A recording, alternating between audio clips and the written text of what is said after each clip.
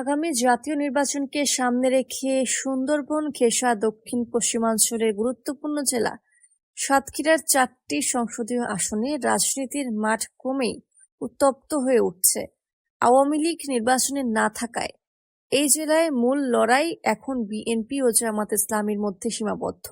তবে মাঠ পর্যায়ে চিত্র বিশ্লেষণে দেখা যাচ্ছে কৌশলী প্রস্তুতি, সংগঠিত প্রচারণা ও প্রার্থী ইমেজে আপাতত এগিয়ে রয়েছে জামাতে ইসলামী।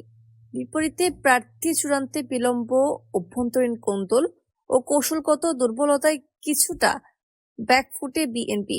রাজনৈতিক বিশ্লেষক ও স্থানীয় ভোটারদের সঙ্গে কথা বলে জানা গেছে, 5 আগস্টের রাজনৈতিক পট পরিবর্তনের পর ভোটারদের মানসিকতায় বড় ধরনের পরিবর্তন এসেছে। এবার ভোটাররা আর দলীয় প্রতীক নয়, প্রার্থীর ব্যক্তিগত যোগ্যতা, স্বচ্ছতা ও মাঠের সক্রিয়তাকেই গুরুত্ব দিচ্ছেন। এই বাস্তবতায় সাতক্ষীরা 1, 2, 3 ও 4টি আসনেই সবচেয়ে বেশি আলোচনায় রয়েছে জামাত ইসলামী। সাতক্ষীরা 1, তালা কলারোয়া।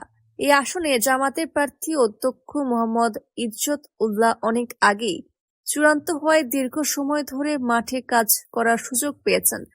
তালা ও কলারোয়ার প্রতিটি ওয়ার্ডে নিয়মিত গণসংযোগ, মসজিদ, মাদ্রাসা ও পাড়া মহল্লা ভিত্তিক নেটওয়ার্ক তার শক্তির জায়গা। ভোটারদের মতে ক্লিন ইমেজ ও ধারাবাহিক উপস্থিতি তাকে এগিয়ে রেখেছে। অন্যদিকে বিএনপি প্রার্থী হাবিবুল ইসলাম হাবিব দেরিতে মাঠে নামায় এবং দলীয় অনৈক্যে পড়ায় পিছিয়ে পড়ছেন। সাতক্ষীরা 2 সদর দেবহাটা জেলা শহর কেন্দ্রিক এই আসনে জামাতের মুহাদ্দিস আব্দুল খালেক দীর্ঘ প্রায় 1 দশক ধরে প্রস্তুতি নিচ্ছেন। একজন আলেম ও সামাজিকভাবে গ্রহণযোগ্য ব্যক্তি হিসেবে তার একটি শক্ত অবস্থান তৈরি হয়েছে। অতীত নির্বাচনের ফলাফল বিশ্লেষণেও দেখা যায় নিরপেক্ষ নির্বাচনে এই আসনে জামাত বরাবরই এগিয়ে। বিপরীতে বিএনপির প্রার্থী আব্দুর রফ আসন পরিবর্তন ও দলীয় বিতর্কে চ্যালেঞ্জের মুখে। সাতক্ষীরা 3, আশাশুনি কালীগঞ্জ। এখানে জামাতের মুহাদ্দিস রবিউল বাশার দীর্ঘদিনের সাংগঠনিক কাজের কারণে সুবিধাজনক অবস্থানে রয়েছেন। সাবেক প্রভাবশালী নেতা সালাহ উদ্দিন আহমেদ জামাতের যোগদান এই আসনের সমীকরণ বদলে দিয়েছে বলে মনে করছেন বিশ্লেষকরা।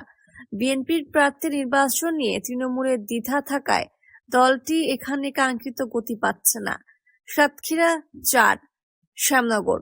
সুন্দরবন ঘেঁষা এই আসনে জামাতের গাজী নজরুল ইসলাম দীর্ঘদিন ধরে মাঠে সক্রিয়। মামলা, জেল ও নির্যাতনের অভিজ্ঞতা তাকে ভোটারদের কাছে একজন মুসলিম জননেতা হিসেবে উপস্থাপন করেছেন।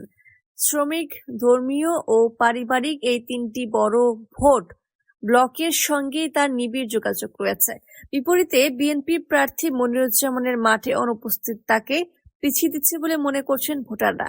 রাজনৈতিক বিশ্লেষকদের মতে সাতক্ষীরায় এবার একটি নীরব বিপ্লব এর সম্ভাবনা তৈরি হয়েছে। সাধারণ মানুষ এখন আর অন্ধ দলীয় অনুসারী নয়। মাঠে যিনি থাকবেন, যিনি স্বচ্ছ ও গ্রহণযোগ্য, ভোট যাবে তার দিকেই। বর্তমান পরিস্থিতি অপরিবর্তিত থাকলে সাতক্ষীরার 4টি আসনেই জামাত ও বিএনপির মধ্যে হাড্ডাহাড্ডি লড়াই হলেও মাঠের প্রস্তুতিতে আপাতত এগিয়ে রয়েছে জামাত ইসলামী, এমনটাই বলছেন ভোটাররা।